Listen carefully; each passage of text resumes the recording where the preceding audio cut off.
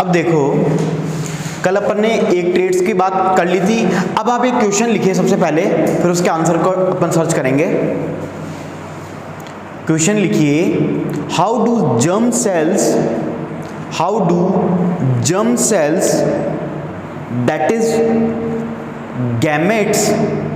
that is gametes get single set of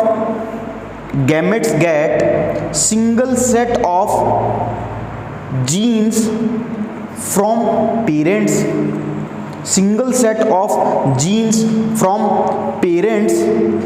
who have two copies in them, question mark, who have two copies in them। Question पढ़ा आपने? Question क्या पूछ रहा है, कोई बता सकता है सबसे पहले क्वेश्चन क्या पूछ रहा है?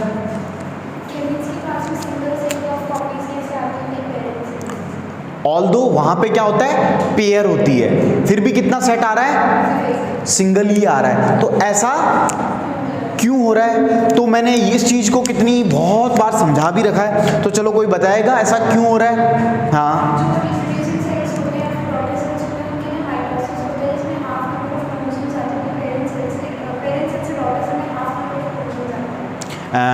मीटियोसिस, आप जो मियोसिस जो आप टर्म यूज कर रहे हो, उसका सिंपली मीनिंग क्या होता है? लाइक मतलब डिविडेशन होना एक तरीके से। तो और एक रीजन, तो चलो वेरी गुड, ये हो गया। और रीजन क्या होगा? हाँ, इंटू, हाँ कमेंट, इंटू 46 होना चाहिए। मतलब क्या होना चाहिए? किसी भी ह्यूमन बीइंग के अंदर जो जीन्स की है स्टेबिलिटी क्या रहनी चाहिए? मेंटेन रहनी चाहिए। ठीक है, आगे आ जाओ। ठीक है, समझ में आई बात? तो दूसरा पॉइंट क्या हो गया? वहां पे जो टोटल नंबर ऑफ जीन्स हैं उसकी क्या रहनी चाहिए? एक स्टेबिलिटी, इक्विलिब्रियम मेंटेन होना चाहिए। कि मतलब जो कि प्रोजेनी है, मतलब जो आपकी ऑफस्प्रिंग है, जो भी संतान है, उसके अंदर अगर मान लीजिए यहाँ हाफ नहीं होते दोनों साइड से, तो टोटल कितने हो जाएंगे? 46 इंटू 46 टोटल कितने हो गए? 92 हो गए। और अगर इसी तरह चेन आगे बढ़ती रहेगी तो इंक्रीज करता रहेगा। और कंपाउंडिंग की तरफ, तो जो प्रोजेनी में जो जीन्स या फिर जो बात होती है क्रोमोसोम्स की, एक परफेक्ट ह्यूमन बीइंग है उसकी जो स्टेबिलिटी है और जो प्रोजेनी की जो क्रोमोसोम्स की जो कैपेसिटी है वो क्या करती जाएगी? इंक्रीज करती जाएगी, जनरेशन बाय जनरेशन। तो अल्टीमेटली क्या होगा? जो भी ऑर्गेनिज्म बनेगा वो प्रॉपरली एक स्टेबल नहीं होगा, क्योंकि अल्टीमेटली इन क्रोमोसोम्स जो 23 पेयर होते हैं उसके अंदर क्या होता है? लाइक वन पेयर के अंदर, एक के अंदर मान लीजिए कोई हाइट की कैरेक्टर्स होंगी मे बी, है ना। सेकंड दूसरा पेयर होगा, उसके अंदर लाइक मान लीजिए जो बॉडी का स्ट्रक्चर है वो कैसा होगा, है ना।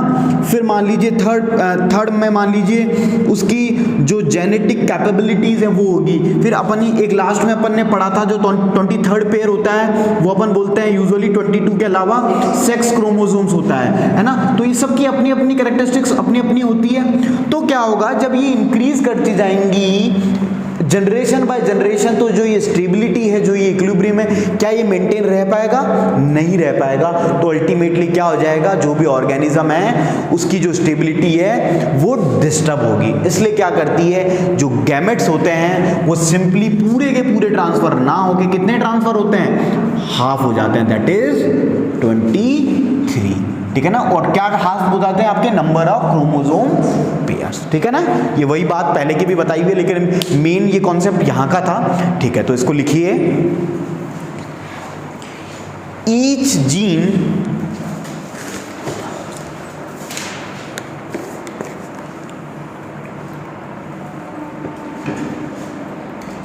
Gene set is present, each gene set is present not as single long thread of DNA, not a single long thread of DNA, but as separate independent pieces each called a chromosome। ठीक है, तो वो जो independent pieces हैं वो क्या कहलाते हैं आपके? सिंपली एक single chromosome, a chromosome, full stop. Each cell gets two copies, each cell get two copies of the chromosome, comma, one from each parent, full stop। each germ cell का मतलब तो समझते हो ना, सेक्स सेल या फिर reproducing cell, ठीक है। each germ cell or gamete has one copy of it because there is reductional division in the sex organs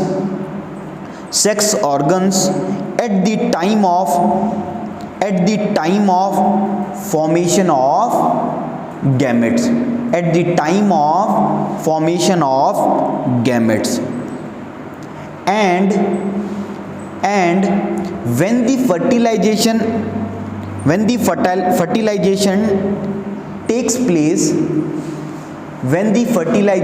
takes place, normal number of chromosomes कितने होंगे? 46। normal number of chromosomes is restored in the progeny, ensuring the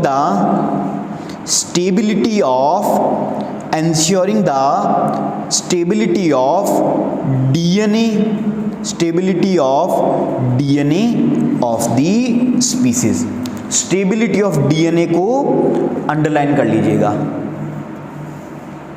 stability of DNA.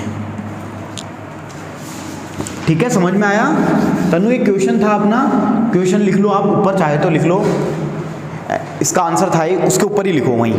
हाँ, how do germ cells that is gametes get single set of genes from parent who have two copies in them, question mark. ठीक है, question पढ़ो और इसका answer ये है।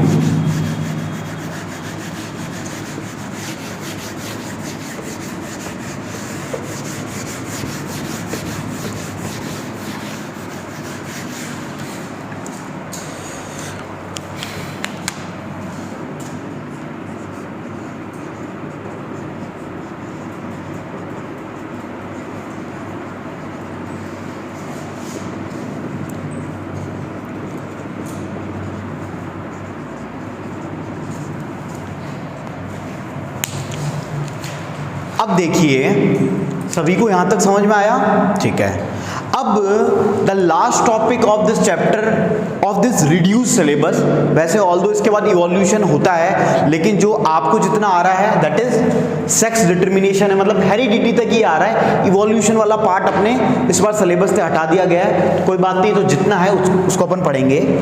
अब देखो, हेडिंग डाल लो, भले ही चाहो डाल लो।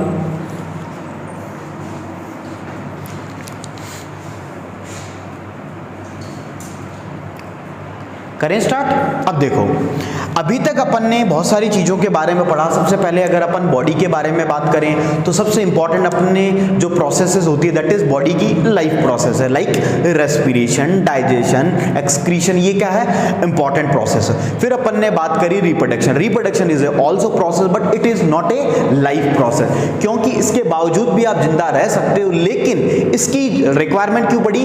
ताकि जो भी स्पीसीज है, जो भी ऑर्गेनिज्म है, वो कंटिन्यूटी उनकी अर्थ पे मेंटेन रहे। तो रिप्रोडक्शन एक इंपॉर्टेंट एस्पेक्ट होता है ह्यूमन बीइंग का या फिर किसी भी ऑर्गेनिज्म का, ताकि जो भी स्पीसीज है उसका एग्जिस्टेंस बना रहे। ठीक है, अब बात आती है कि कोई भी ऑर्गेनिज्म इस अर्थ पे आएगा तो अपन ने बात करते हैं जब लाइक दो प्रकार के रिप्रोडक्शन के मोड होते हैं। कौन से? Asexual reproduction mode and sexual reproduction mode. तो एसेक्सुअल के अंदर कितने पेरेंट का इन्वॉल्वमेंट होता है? There is only single parent involved, है ना। फिर बात आती है सेक्सुअल रिप्रोडक्शन के जो मोड में हमने वहां भी पढ़ा था कितने रिक्वायरमेंट होती है? 2 parents, either it is male as well as female. ठीक है, अब देखो तब जब बात होती है मेल एंड फीमेल की, तो कोई भी ऑर्गेनिज्म इस अर्थ पे आएगा, उसको लाइफ मिलेगी, तो उसका सेक्स क्या होगा? That is it is male और इट इज फीमेल। कोई भी ऑर्गेनिज्म हो, लाइक कोई एनिमल हो, चाहे कोई प्लांट हो, चाहे ह्यूमन बीइंग हो, तो उसकी कि जो भी अर्थ पे जो ऑर्गेनिज्म का जो जन्म हो रहा है, जो बर्थ हो रही है, वो किन फैक्टर पे कैसे पता हमें चलता है कि वो मेल होगा या फीमेल होगा, तो उसके बारे में अपन डिटरमाइन करेंगे, दैट इज सेक्स डिटर्मिनेशन। सबसे पहले पॉइंट ये चीज समझ में आई। अब देखो इसके अंदर भी क्या होता है, अभी अपन पढ़ेंगे कि जैसे कि सभी ऑर्गेनिज्म का पता, उनके सेक्स का पता, that is it is male और फीमेल एक तरीके से नहीं लगता है। मतलब कुछ एनिमल ऐसे हैं, सम एनिमल्स आर देयर, वो उनका जो ऑफस्प्रिंग होगी, जो प्रोजेनी होगी, वो मेल होगी या फिर फीमेल होगी।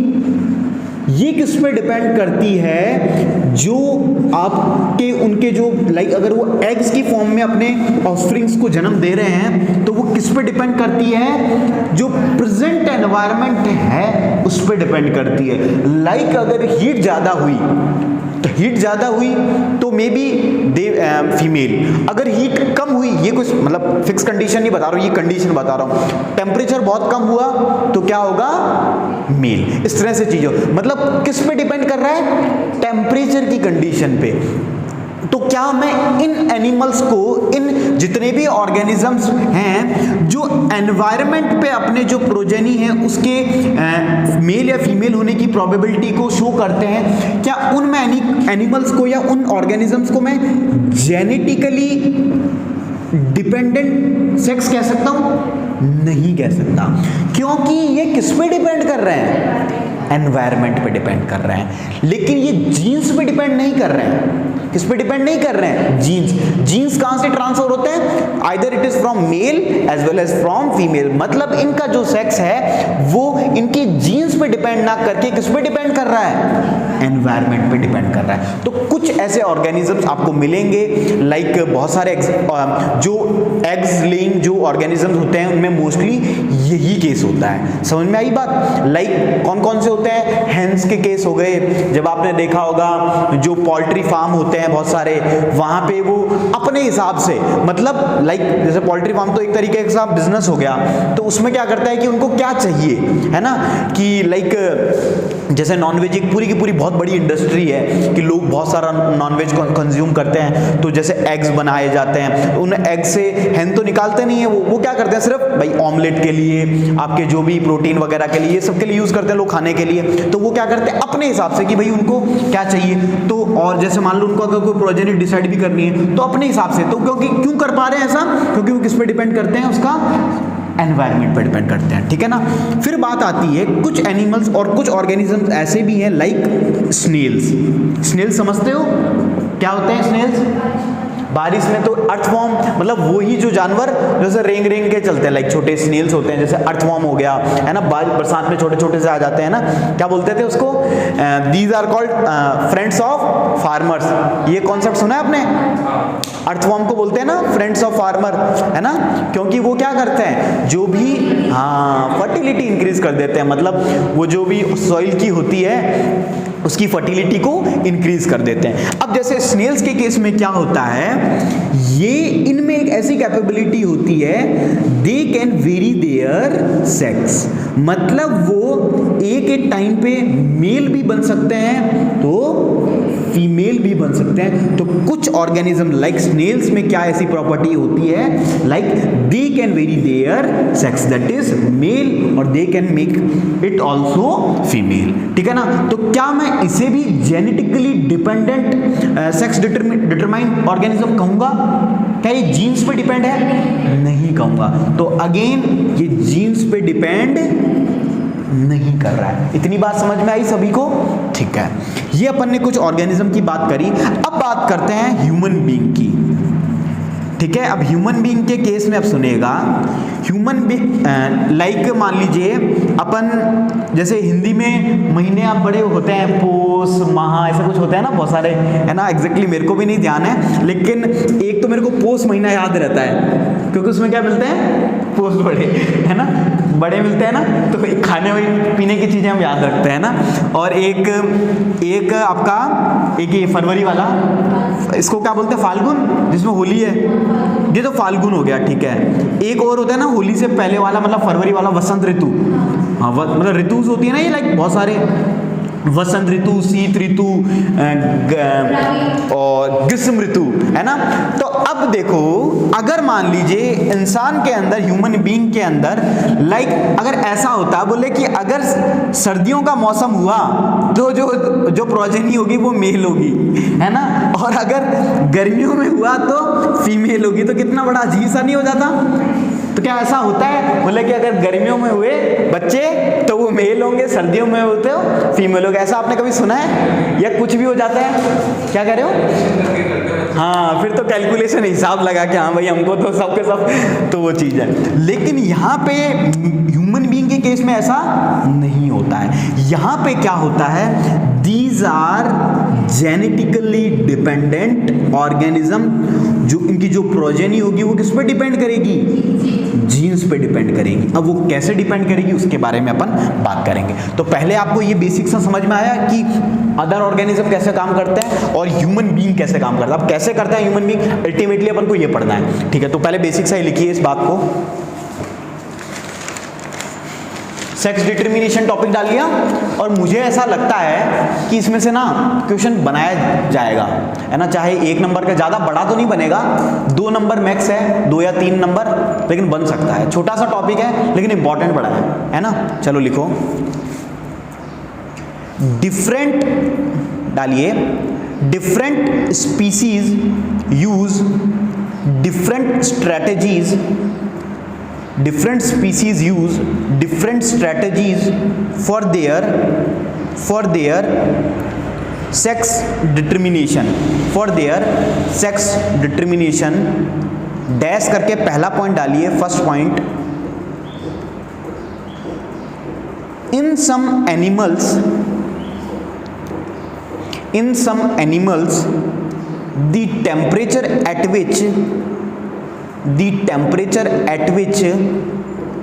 fertilized eggs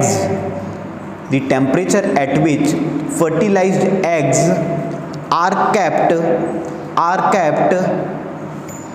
determines whether the developing animals will be male or females, bracket में लिख लीजिएगा, depend on environmental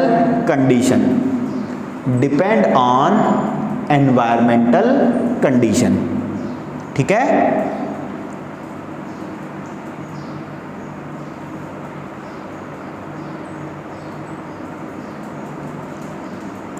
second point लिखिए, some animals like snails can change sex, indicating that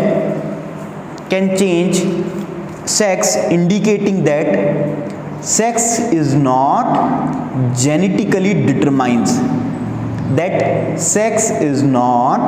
genetically determined, genetically determined। Third लिखिए, third point, in human beings sex of individual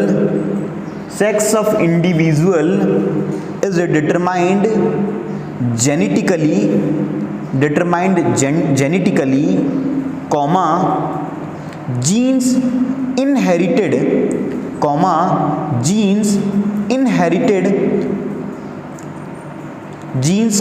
inherited from the parents decide the sex of from the parents decide the sex of the offsprings.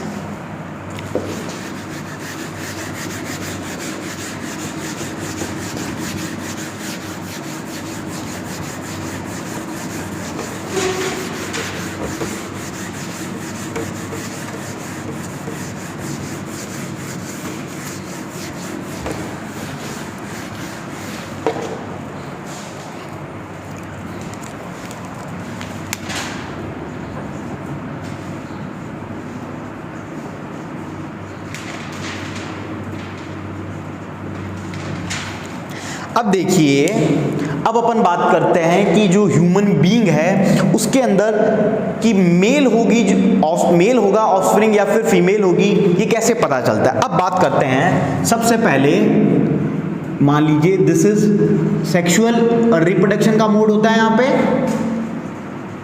ये female है,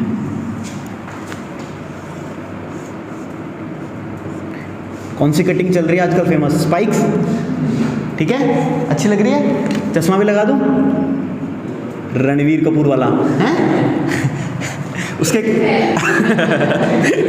ये तो विकलांग बना दिया बेचारे को, बोले इसकी तो गजब बेइज्जती हो गई है, बोले चश्मा तो ऊपर से पहना, बोले वो एक डायलॉग होता है ना, बोले कि नाम से नैन सुर आंखों से अंधा ये अपनी आलिया भट्ट है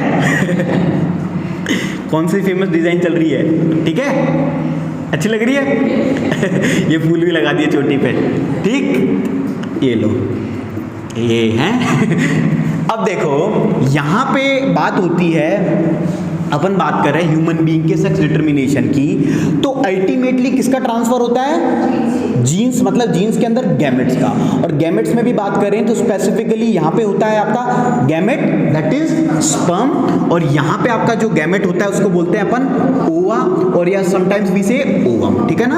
अब क्या होगा, दोनों का फर्टिलाइजेशन की प्रोसेस होती है, ये आपने पूरा पढ़ा, फर्टिलाइजेशन के बाद जायगोट बनता है, जायगोट के बाद अर्ली एम्ब्रियो बनता है, अर्ली एम्ब्रियो यूट्रस में ट्रांसफर होता था, फिर एंडोमेट्रियम बन जाता था, फिर एंडोमेट्रियम से क्या होती थी, सिंपली उसको ब्लड वेसल्स कनेक्टेड है, फिर प्लासेंटल अटैच होता है, डिस्क स्ट्रक्चर है ना, तो इस तरह से उसको प्रोसेस होती थी, फिर वो एम्ब्रियो किसमें फॉर्म कर लेता था, फ्यूटस में, और फ्यूटस फाइनली बेबी में। अब क्या हुआ कि जब बात करते हैं स्पर्म के अंदर, हमने बात करी टोटल एक ह्यूमन बीइंग के अंदर कितने क्रोमोसोम्स के पेयर होते हैं, 23 पेयर्स होते हैं। कल भी मैंने आपको बात करी कि 22 पेयर जो हैं वो एक अलग ट्रेट्स को शो करते हैं, और 1 पेयर दैट इज कितने क्रोमोसोम, 2 क्रोमोसोम, कितने हैं टोटल नंबर में, 2 क्रोमोसोम किसको शो करते हैं, सेक्स गैमेट को, या फिर इसको बोला जाता है सेक्स क्रोमोसोम्स। जो भी सेक्सुअल जो ट्रेट्स होती हैं वो किसके थ्रू ट्रांसफर होती है, सेक्स क्रोमोसोम दैट इज इस 1 के थ्रू,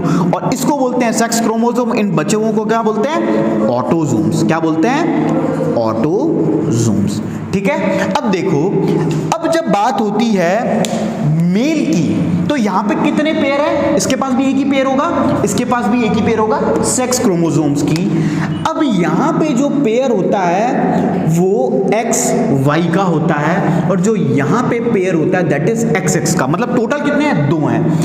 अब जो आपका ओवा होता है, ओवा कैरी करता है आपके XX, मतलब ये कैसे क्रोमोसोम्स है, होमोजीनियस इन स्ट्रक्चर है, होमोजीनियस का मतलब क्या होता है, सेम होना, तो जो फीमेल कैरी करती हैं जो क्रोमोसोम्स वो एग्जैक्टली सिमिलर होते हैं, कैसे होते हैं, जैसे मान लीजिए 22 तो ये थे, मतलब 44 तो अलग थे और 2 हो रहे हैं, तो एक भी दूसरा भी x, 45th भी x और 46th भी x, क्योंकि ओवा क्या होता है सिंपली अपना मोटाइल स्ट्रक्चर में होता था, अपन ने नॉन मोटाइल होता था, तो सिंपली कैसा कैरी कर रही है ये XX, ठीक है ना। अब जब बात होती है स्पर्म की, तो स्पर्म कैसा दो कैरी करते हैं, अगेन ये भी, एक 45th नंबर का X और 46th नंबर का Y, है ना।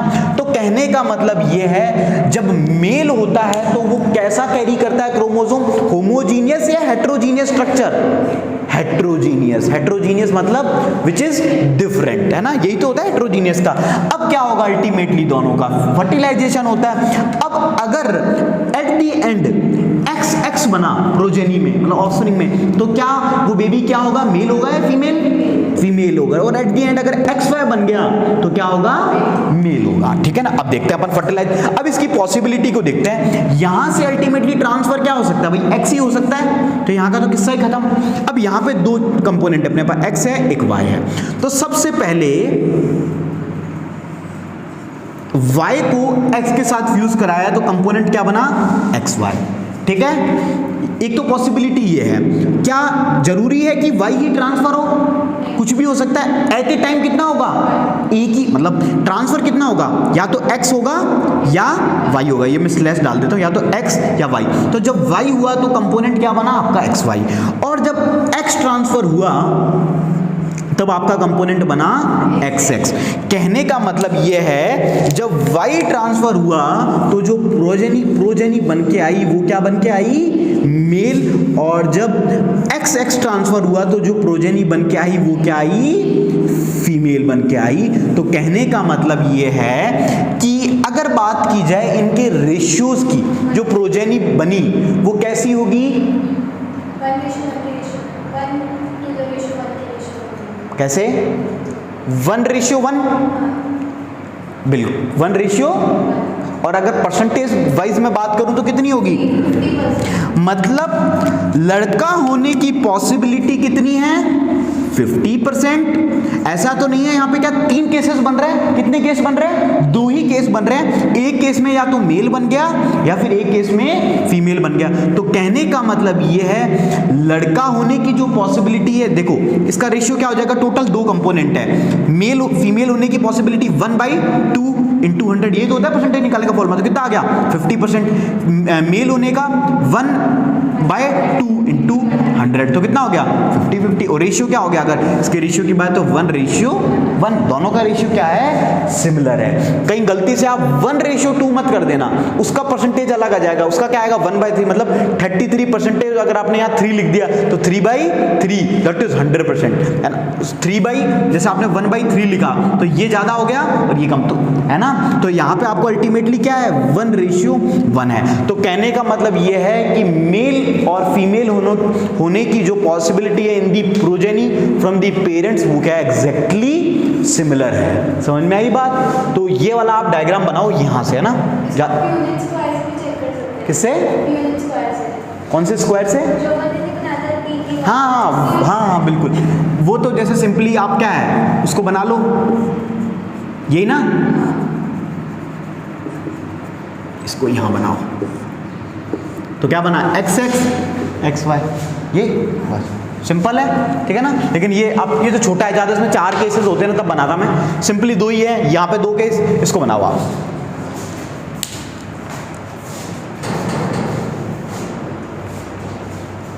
इसको बंद कर दो।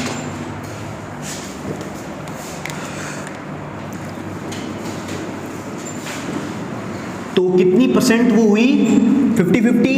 मेल के केस में क्या बना XY और यहां बना XX, सॉरी, ठीक है। अब देखो यहां पे जो प्रोजेनी, जो ये प्रोजेनी है, लास्ट वाला टर्म है ना, कितना रेशियो हो गया 50/50, ठीक है। अब मेरे को एक चीज बताओ कि सोशली जो चीज क्या होता है कि अल्टीमेटली जो भी प्रोजेनी है आपकी, ये क्या है, आपका जो ऑफस्प्रिंग है वही तो है, ये किस पे डिपेंड कर रही है, ये मेल पे डिपेंड कर रही है या फीमेल पे डिपेंड कर रही है, कंप्लीटली किस पे डिपेंड कर रही है, मेल पे डिपेंड कर रही है। लेकिन फिर भी समाज में अब तो नहीं कह सकते, लेकिन अभी भी इवन किस पे ब्लेम, जैसे मान लीजिए फैमिली में सपोज सब लड़का लड़का हो रहा होता है और फिर बहुत सारे केसेस भी होते हैं ऐसे कि डिवोर्स हो जाता है ना, कि भाई ये तो कंटिन्यूअसली ना, एक हो गया लड़का, सॉरी एक फीमेल हो गई, दो फीमेल, होता है ना ऐसा, तो वो क्या फीमेल पे डिपेंड करता है या मेल पे डिपेंड करता है। तो फिर इस केसेस में डिवोर्स भी दे देते हैं कि बोले कि इसके तो लड़का लड़का ही नहीं हो रहा होता है ना, लेकिन अल्टीमेटली डिपेंड किस पे कर रहा है, मेल पे डिपेंड कर रहा है। लेकिन ये तो बात हुई, लेकिन उन लोगों को इसके बारे में पता ही नहीं होता कि हकीकत में डिपेंड किस पे कर रहा है, तो हकीकत में डिपेंड कर रहा है मेल पे। लेकिन जो भी सोशली जो होता है, जो ब्लेम किस पे आता है, अल्टीमेटली फीमेल पे, कि अगर लड़का नहीं हो रहा है या लड़की नहीं हो रही है तो वो किसकी वजह से नहीं हो रही है, फीमेल की वजह से। लेकिन ऐसा नहीं होता है। अब पॉसिबिलिटी ये होती है कि उसने मेल ने ट्रांसफर एक्स किया है या वाई ट्रांसफर किया है, उस पर टोटली डिपेंड करेगा कि आपकी प्रोजनी किस पे डिपेंड करेगी। तो अल्टीमेटली डिपेंड किस पे करेगा, मेल पे। तो ऑल दो ये जो प्रोसेस है ये क्या है, ये सेक्स डिटर्मिनेशन कराना इलीगल है, आप ये लीगली नहीं करवा सकते हो। पहले ये चीज़ें बहुत कॉमन थी, जैसे आपको मैंने उस वक्त बताया था सेक्स फ्यूटिसाइड के केस में लोग क्या कराते थे, पहले ही डिटरमाइन करवा लेते थे, और अगर मान लीजिए उनको लड़का चाहिए होगा, अगर लड़की दिख गई तो बोले कि चलो भाई इसका अबॉर्ट करवा दो। तो ये सब चीज़ें होती थी, ऑल्दो इट इज़ इलीगल। और अब तो कंटिन्यूसली बहुत थोड़ा रिजिड भी हो गए, लेकिन फिर भी मे भी होते हैं, जैसे मान लो रूरल लेवल पे ये चीज़ें निकलने में जैसे आती हैं कि ऐसा केसेस होते हैं, या छोटे लेवल के जो हॉस्पिटल्स होते हैं, तो वो अल्टीमेटली किसको डिटरमाइन करते हैं, आपके सेक्स क्रोमोसोम्स की। भाई जो भी आपके बेबी बन रहा है उसमें जो सेक्स क्रोमोसोम है वो कौन सा आया, अगर XX आया तो फीमेल है, XY आया तो मेल है, ठीक है ना। अब चलो इसके बारे में लिखिए, समझ में आ गया सभी को। चलो पॉइंट डाल के लिखिए, in human beings all chromosomes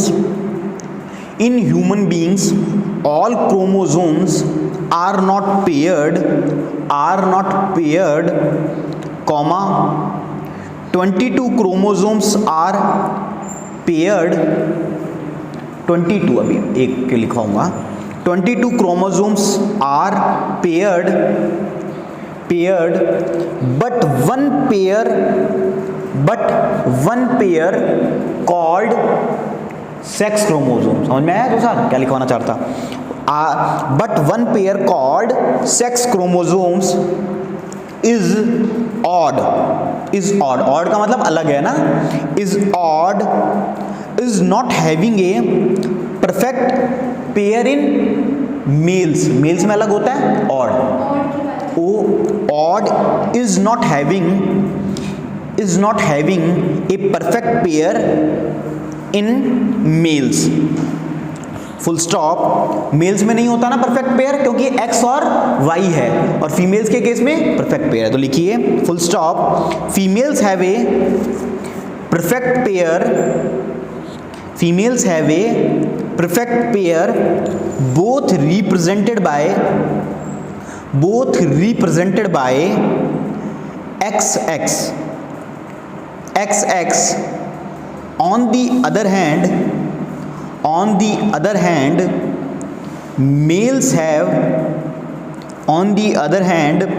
males have a normal sized X, but the other is short X, normal size X, but the other is short called Y. So it is shown as XY.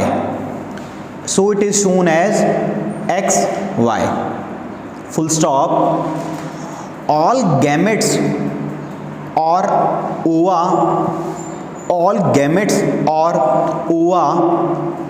formed by homogenetic female are homogenetic female are similar, that is have X chromosomes, X chromosome, full stop. Continuation में लिखिए male heterogametic form two types of sperm, that is half with X chromosome and the other half with Y chromosome, and sex of the baby will depend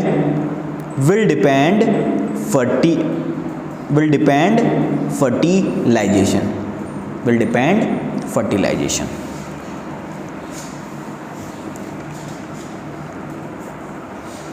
लिख लिया। अब note करके एक point लिखिए। Note में पहला लिखिए ऑटोजोम्स की डेफिनेशन लिख लीजिए। those chromosomes which do not play any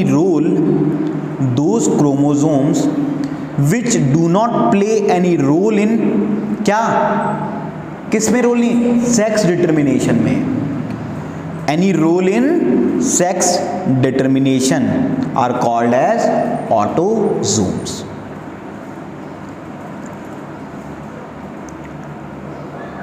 next लिखिए सेक्स क्रोमोसोम्स, नोट में ही चल रहा है ना, sex chromosome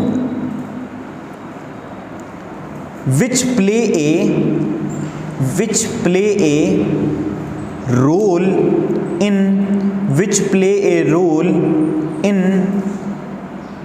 determining sex of the newborn, ठीक है, determining sex of the newborn मतलब बेबी, ठीक है। ये अपना हो गया नोट कंप्लीट। लास्ट पॉइंट लिखिए, इफ दी, हाँ नोट खत्म, आगे next point, if the sperm having X chromosomes,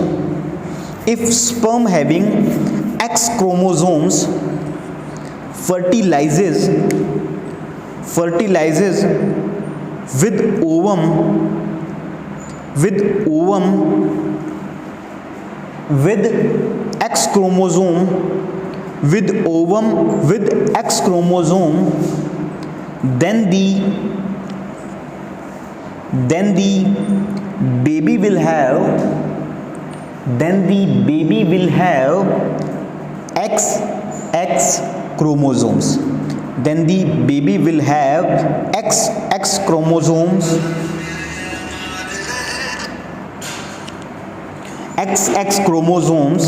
then the baby will have XX chromosomes and it will be female, ठीक है ना, it will be female, full stop। Next point लिखिए, if the sperm having Y chromosomes fertilizes with ovum with X chromosomes,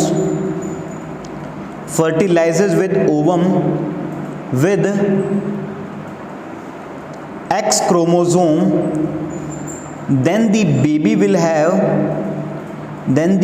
will have XY chromosomes and it will be